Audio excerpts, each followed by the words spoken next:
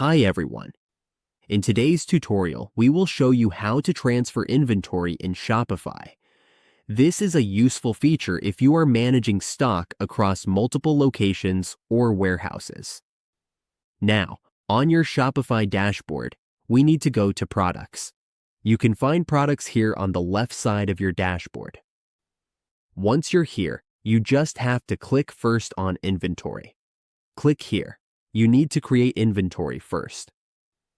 Once you already have an inventory, you can click on Transfers at the lower part of your inventory. Here, you can click on Create Transfer. Now, you can choose the location here. Select the shop locations from one shop to another. Here, you will add the products. For example, we can browse products like this one from our inventory and then click to Add to Transfer. As you can see, it is now added to our transfer. You can add notes, details, and reference tags here. Once you're done, just click Save. Let's make a sample. We will make changes here to add some more products. As you can see, this is already selected, so we cannot create this one because it is already on our transfer. And that's how we transfer inventory in Shopify.